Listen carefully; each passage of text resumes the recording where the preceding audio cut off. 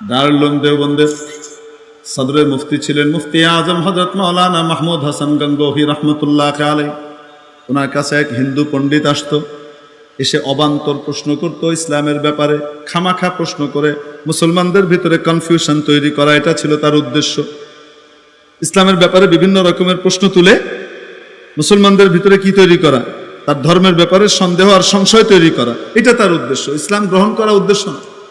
হুজুর তাকে প্রত্যেক দিন যখনই আসতো তার উত্তরগুলো খুব ঠান্ডা মাথায় দিত। একদিন নিয়ত করছেন একে সাইজ করা দরকার, এ বেতমিজ সবার কি করে মাথা নষ্ট করা ধান্দা করতেছে, একে লাইন করা দরকার। তো কেমনে লাইন করা যায়, তো নিয়ত করছেন হুজুর। এই দিন সে প্রশ্ন করছে, প্রশ্ন করে কয়, হুজুর आज ही मुफ्ती साहब आपका जो ये धर्म है इस्लाम, इस धर्म का अकल के साथ कोई ताल्लुक नहीं है।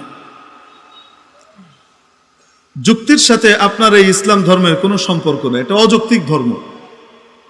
তো হযরত জিজ্ঞেস করলেন, पंडित जी ये बताइए कि इस्लाम का कौन सा अमल आपके पास गैर माकूल महसूस हो रहा है, लग रहा है, बताइए। আপনার কাছে ইসলামের কোন বিধানটা অযৌক্তিক মনে হয়, গায়র মাকুল মনে হয়, তো বলেন। সে কয় যে মুফতি সাহেব দেখেন না, ছাগলেরও 4 পা, শুয়োরেরও 4 পা। কিসের 4 পা? ছাগলেরও 4 পা, শুয়োরেরও 4 পা। দেখতে শুনতে দুইটা একই রকম, এটা যতটুক লম্বা হয় ওটা অতটুক লম্বা হয়, এটা যতটুক উঁচু হয় ওটা অতটুক উঁচু হয়। একটাকে আপনার ইসলাম হারাম করছে, আরেকটাকে হালাল করে রাখছে। ছাগলকে হালাল করে রাখছে আর শুয়োরকে হারাম করে দিছে, দুটার মাঝখানে কি পার্থক্য?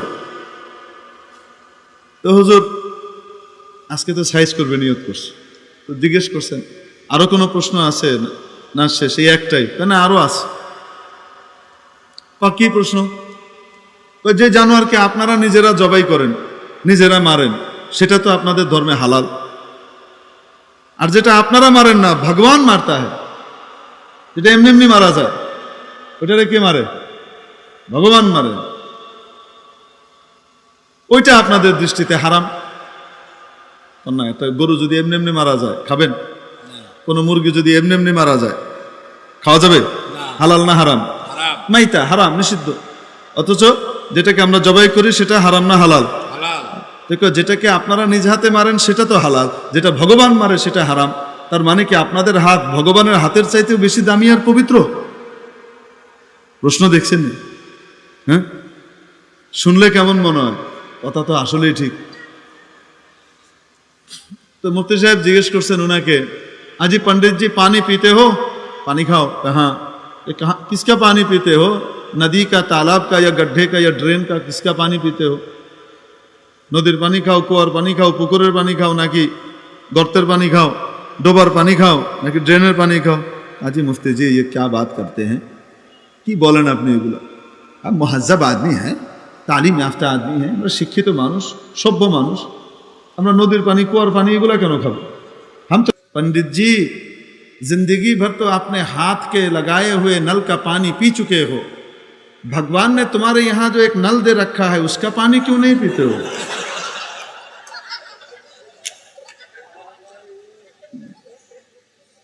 पंडित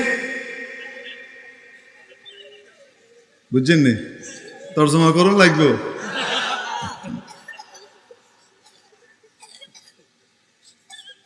জীবনভর তো নিজের হাতে লাগানো, মানুষের হাতে লাগানো নলকূপের পানি খেলা, নলের পানি খেলা। ভগবান তোমার সামনেও তো নিচে একটা নল দিয়ে রাখছে, ওইটার পানি কেন খাও না? পণ্ডিত চুপচাপ খামুশ। বুঝছেন নি?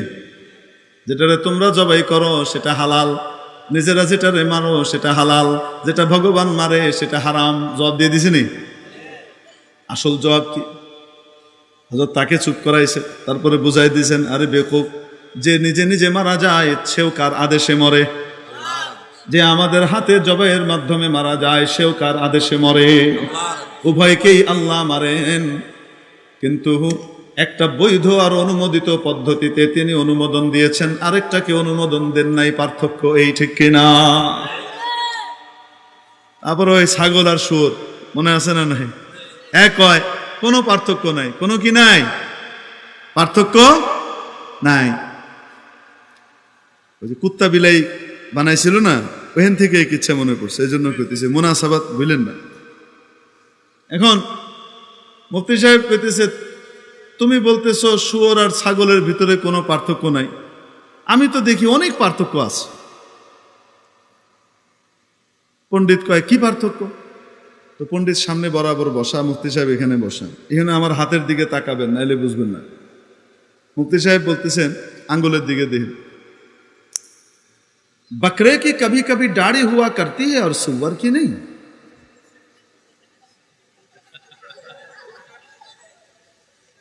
বুঝছেন? শুয়োর আর ছাগলের ভিতরে পার্থক্য, একটা হালাল আরেকটা হারাম, এটা হলো প্রথম পার্থক্য। একটা হালাল আরেকটা দুইটা প্রথম পার্থক্য। 2 নম্বর পার্থক্য উনি দেখাইতেছেন, ছাগলের মাঝে মাঝে কি হয়? দাড়ি হয়। শুয়োরের কোনো সময় দাড়ি হয়। ছাগলের দাড়ি থাকে, শুয়োরের কি থাকে না। বুঝছেন নি? সামনে কে বের হয়েছে?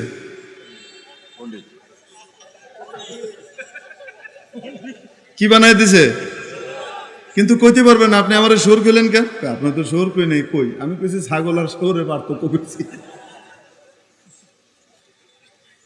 মোল্লাদের সাথে লাগতে এসো না। মৌলবীদের কাছে যে আসমানি এলেম থাকে, সেই এলেমের কারণে তাদের দিমাগের ভিতরে যে প্রসারণ ঘটে, এটা কল্পনাও করতে পারবা না। আল্লাহু আকবার কবীরা। মাঝে মাঝে উত্তর এরকম কড়া উত্তর কি করা লাগে? দেওয়া লাগে।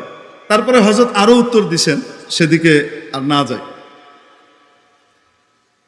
তো এরকম অনেক সময় হুজুর ঘরে যদি খেপাও, তাহলে হুজুররা ধরতে পারবা না, এমন ভাবে সবকিছু ছেড়ে দিব, একেবারে লাইন করে ছেড়ে দিব, কিচ্ছু পেতে না। এই জন্য হুজুরদেরকে কোনো সময় খেপাইতে নাই। আর হুজুরদেরকে খেপানোর জিনিস না মহব্বতের জিনিস, শ্রদ্ধার জিনিস, মহব্বতের জিনিস, হৃদয়ের ধন।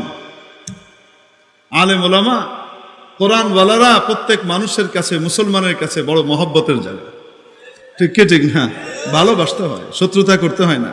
আল্লাহ আমাদেরকে বুঝার তৌফিক দান করেন, বলে আমিন। কেন ওরম যদি খেপায় দাও, তাহলে কিন্তু হয়তো জোরে মরে কিছু কেবো না, এরকম করে হয়তো কিছু বলবে না, কিন্তু মিডিয়া করে যা কয়ে দিবে সেটা ঘুরাই থুয়ে দিবে। খাড়াই থাকতে না, কোমর ভাঙি হালাই থুয়ে দিছে, মাথা ভাঙিয়ে দিছে, কেন সারিয়া লাগবে। এক মোল্লা সাহেব গেছেন এক রাজার দরবারে। কোথায়? বাচ্চা সাহেব ডাকছে। তো হুজুরকে বলছে, হুজুর সবাই আমার প্রশংসা করে, আপনি আমার প্রশংসা করেন না, কিছু কন্টন না, একটু আমার জন্য কিছু কবিতা টবিতা লিখেন, আপনি তো বড় কবি। তো হুজুরে ওনার জন্য একটা কবিতা লিখে দিয়েছে ওনার প্রশংসা করে। ভালো গুণ যেগুলো আছে, প্রত্যেক মানুষের কাছে কিছু ভালো কিছু খারাপ থাকে, ঠিক কি ঠিক না? নবী ছাড়া সমস্ত মানুষের দোষ গুণ থাকে কি থাকে না?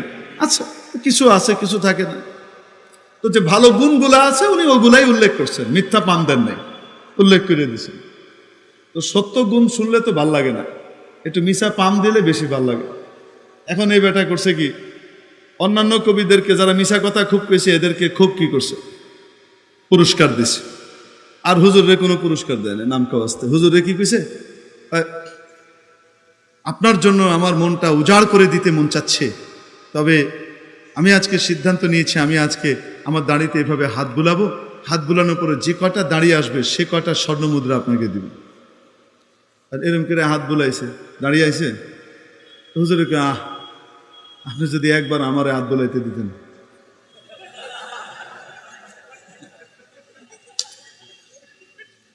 যাই হোক, মৌলানা সাহেব এরকম একটা অপমান করছে না, ওনার রাগটা উঠছে, তুমি আমার অপমান করবা কেন? আমি তো তোমার কাছে আসি নাই, তুমি সাইদে আমার কাছে আমাকে ডেকে নিয়ে এসে ডেকে এনে আমার কাছে পাম্পট্টি চাও, আমি তো তোমার